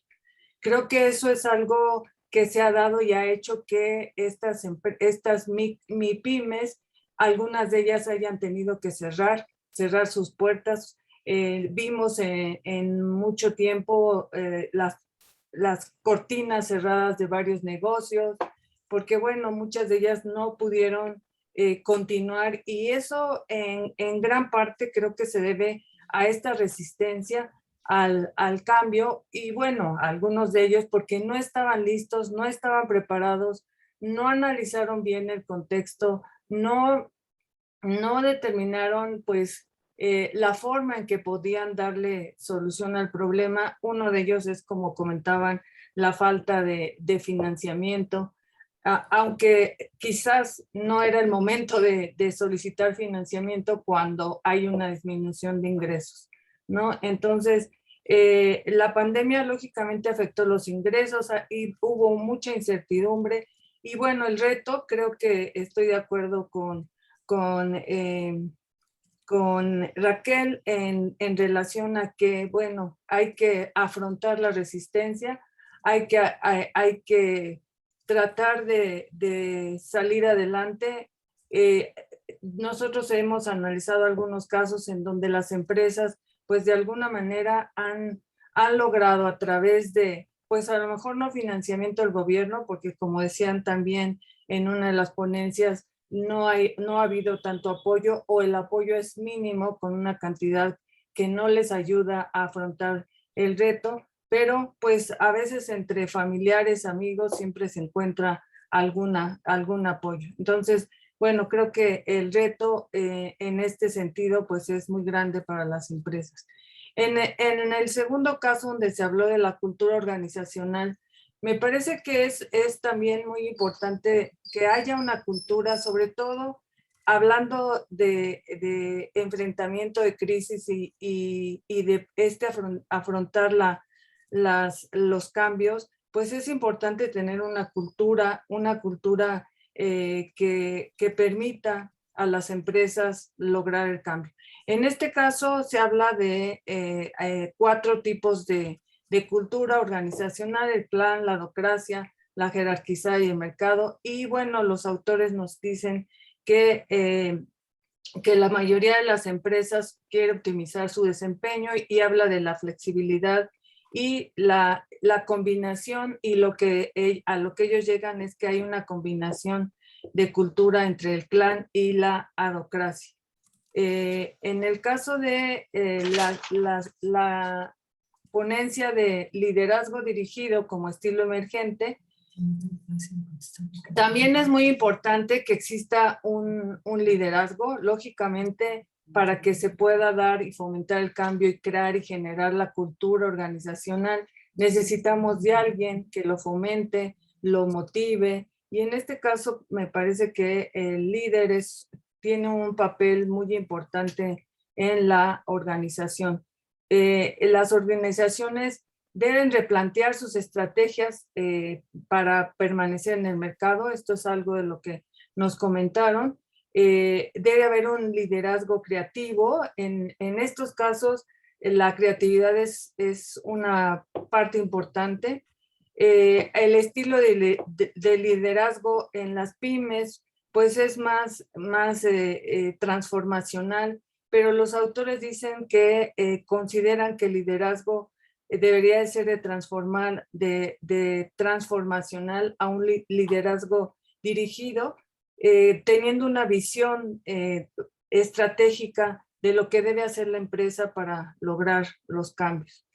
Me parece muy importante también la ponencia en donde se habla de los problemas económicos. En todos los casos, lo que vi es que lograron hacer encuestas a varias empresas, y bueno, como ya lo vimos en algunos otros casos y lo que hicieron en la ponencia relacionada con los problemas económicos es corroborar los resultados que se nos han presentado a través de diferentes autores, en donde nos dicen, bueno, cuáles son las causas y resultados y impacto de la pandemia. Y lógicamente está enfocado en una disminución de ingresos, limitados apoyos gubernamentales. Sí, ellos vieron que, bueno, algunas empresas sí han logrado innovar y creo que esta parte es una parte muy importante porque las empresas para poder subsistir han tenido que ser creativas, tratar de hacer cambios. Yo conozco varias empresas que cambiaron su giro o continuaron con el giro, pero hicieron algunas cosas adicionales para poder tener ingresos, porque sus ingresos disminuyeron porque la actividad a la que se dedicaban pues no estaba teniendo ingresos y bueno, pues tenían gastos, tenían que continuar y como decían ellos, pues una de las cosas que no querían hacer era despedir a los empleados, ¿no? Que era una de las, pues a lo que primero se enfrentaron los empresarios, en donde tuvieron muchos de ellos que despedir a sus trabajadores o algunos de ellos tuvieron que disminuir el salario,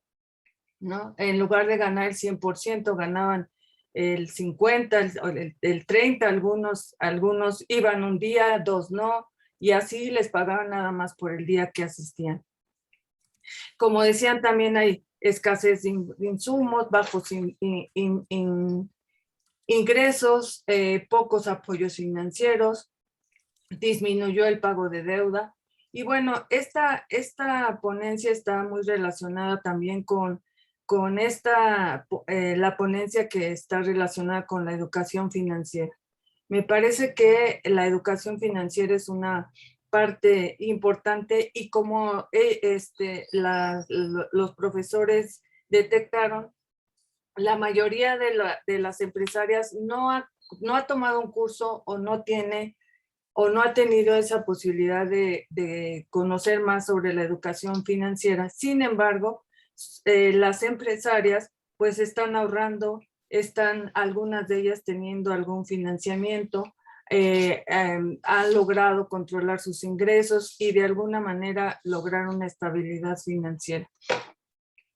Una ponencia que también se me hizo muy interesante y es la de el microempresario familiar y el estrés de la pandemia, en donde, bueno, lo que se analizó fue el estrés que presentan los microempresarios familiares.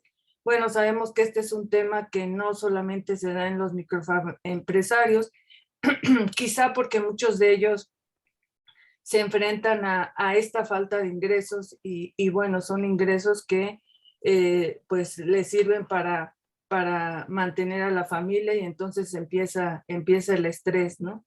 Este estrés que se da también a nivel, y lo hemos visto con nuestros alumnos, por ejemplo, el encierro pues también ha ocasionado mucho estrés, pero en el caso de las empresas de las microempresas, el estrés es, bueno, se ha detectado a través de esta investigación que el estrés es alto y que muchos empresarios pues tienen un estrés peculiar, ¿no? Perdón.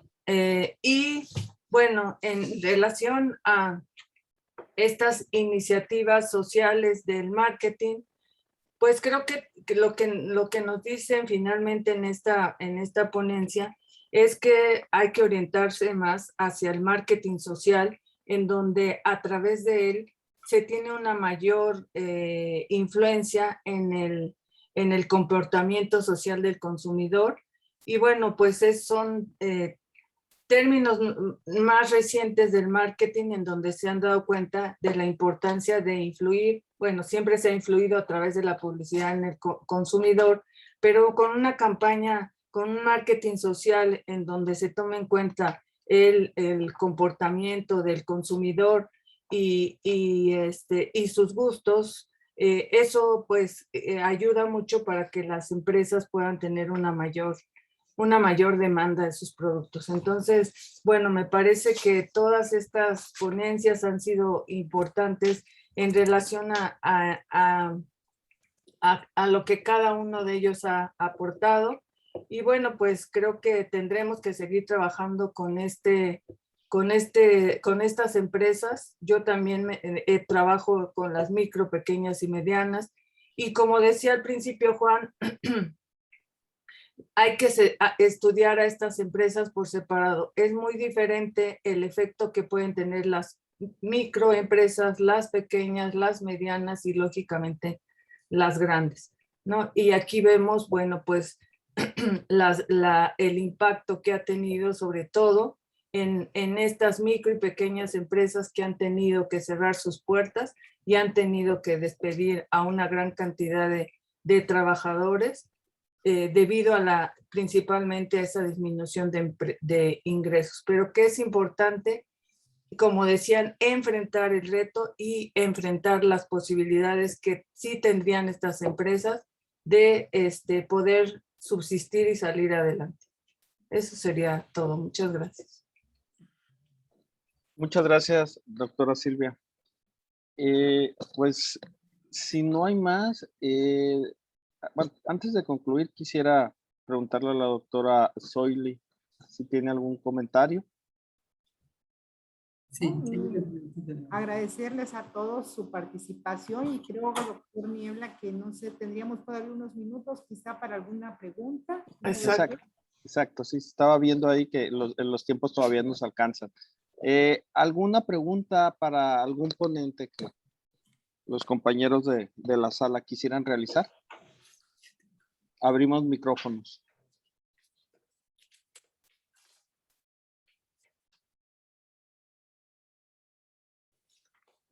A mí me gustaría preguntarle a Raquel, porque ya no nos pudo hablar casi del estudio de caso. Entonces, si nos pudiera decir cuál fue el efecto en este estudio de caso en relación a esta resistencia y cambio, si es que se tuvo en este sector de mariscos y pescados. Sí, gracias, muy amable. Bueno, sí se tuvo. Hemos concluido pues que este caso de estudio de mariscos y pescados sí tuvo a bien adaptarse y sobrevivir en esta pandemia. Yo creo que todas las empresas, las micros y pequeñas empresas que están actualmente, pues pudieron, las que están sobreviviendo en el mercado, pudieron adaptarse a esta nueva realidad. Creo que fuimos empujados, en conclusión, fuimos empujados por esta pandemia a innovar nuestros productos, nuestra comercialización de estos, las ventas, el uso del dinero electrónico y de todos los medios digitalizados. Yo creo que sí, esta empresa específicamente logró sobrevivir, porque yo creo que fue algo inédito que se está viviendo y que pudo salir adelante. Muchas de las empresas y sobre todo las microempresas no cuentan con un plan estratégico. Y ahí vemos pues que se puede hacer mucho más estudio sobre lo que pasó con lo que es la administración de contingencias y lo que es la administración estratégica, porque muchas sí estaban ya comercializando y teniendo ventas digitales, ¿no? En línea y usando todas esas nuevas tecnologías, mientras que otras no. Y desgraciadamente lo que es las microempresas o las pymes, pequeñas y medianas, pues todavía estaban en ese punto de inicio, muchas de ellas, y pues con toda esta pandemia fueron empujadas a que lo hacías o sobrevivías o morías. No sé si pueda contestar su pregunta. Sí, muchas gracias. Muchas gracias. ¿Alguna otra interrogante para los compañeros de la mesa? Bueno, si no se animan, tengo una pregunta, esto que es para la doctora Beatriz. Comentaba que hicieron este estudio con los empresarios, pues sí, hay, como bien decía, ¿no? Según, ahí los juntamos, ¿no? Como MIPYMES, pero realmente cada nivel vive una realidad distinta. Entonces yo le preguntaba, porque sí estamos interesados en el centro que coordina en un programa de capacitación, sobre todo en la cuestión de finanzas. Entonces, ¿qué sugerencias nos pueden dar? O sea, ¿cuáles serían los temas? Si son los mismos para todos o algunos tienen, ellos detectaron, ¿no? Que algunas necesidades específicas en algún nivel, en el empresario, en el mediano empresario, no sé.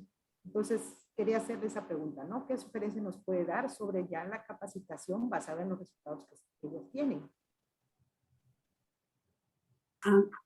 Bueno, hago la aclaración. Las microempresarias precisamente fueron microempresas. Fue dirigido específicamente a pues a ese sector. Y la manera de, no exactamente, más bien se les hizo la encuesta diciendo que se habían recibido algún curso de capacitación. Entonces ellas pues contestaron que la mayoría, más del 70%, no han recibido no han recibido cursos de capacitación en finanzas. Y las que han recibido, bueno, ya no entramos a detalle exactamente qué fue. Lo que a través de la teoría nos hemos encontrado que es necesario cálculos tan simples como interés, valga la redundancia, interés simple, interés compuesto, que les ayuden a ver si en dado caso ellas requieren de un financiamiento, a qué se compromete. O bien, hablamos de que muchas de las que sí fomentan el ahorro, sus ahorros están en lugares como en el colchón, por llevar un ejemplo. Eso siempre lo hemos escuchado en varios estudios, donde tandas, en donde situaciones de esa naturaleza que no son formales y que tienen mucho riesgo.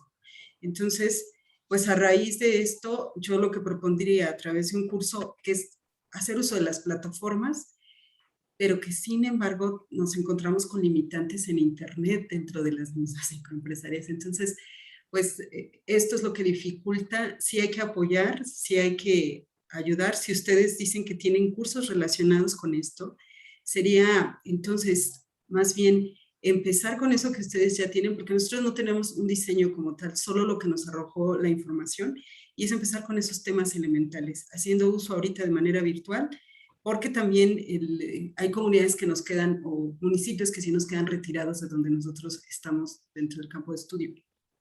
Pero también déjenme comentarles que nos apoyaron docentes que se encuentran en esas poblaciones, de esos lugares, que ellos pudieran a través de las instituciones valernos de esta fortaleza que pudiéramos tener y poder abrir un espacio para este tipo de microempresarias que sí tienen esas ganas de querer aprender y querer hacer las cosas. Entonces creo que ahí es un buen principio y pues sí, sería cuestión de detallar todos los elementos que se requerirían para esto. En primera instancia serían cursos virtuales y con temas relacionados a matemáticas financieras, pero cálculos de interés simple, interés compuesto. Comenzar con eso y posteriormente, desde luego más uso de plataformas, que podamos hacer uso de la Conducef, ofrece algunos simuladores que ahí tienen donde podemos ahí hacer precisamente esas simulaciones, y también pues a través de diversas plataformas de inversión como CETES, pero ya estamos hablando de CETES directos, entre otros, pero ya estaríamos hablando de algo más especializado, como los fintech y demás que se pudieran implementar,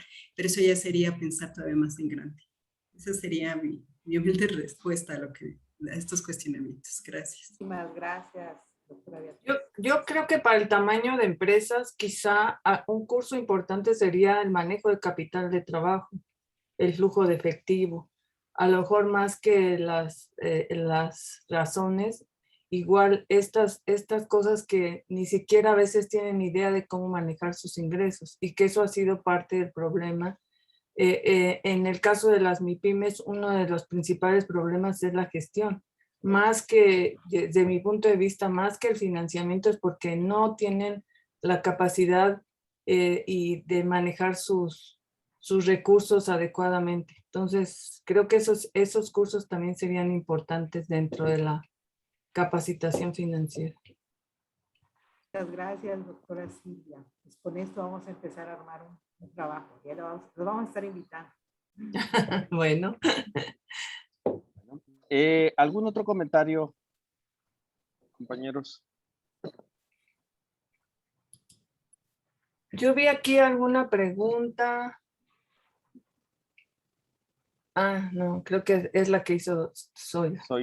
Soyli, perdón.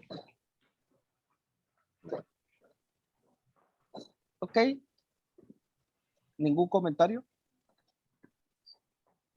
Bueno, si no hay más, les reitero el gusto y honor que fue estar coordinando esta mesa con todos ustedes. Un saludo a Soyli y a la doctora Silvia y a todos. Los invitamos a que a las 11 de la mañana, en el link que aparece ya en el chat de esta sesión, se unan para que nos acompañen en la inauguración de esta reunión anual que tenemos. Si no hay más, pues... Perdón, nada más, doctor, antes de retirarnos, nos pide la parte de Guamedia si pueden abrir sus cámaras para una fotografía. Sí, buenos días. Por favor, yo ahorita les aviso en cuanto la tengamos, pero si nos piden una foto con su cámara activada.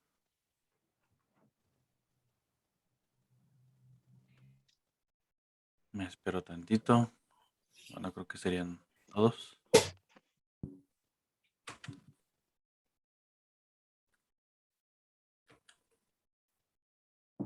Una más, permítanme, por favor.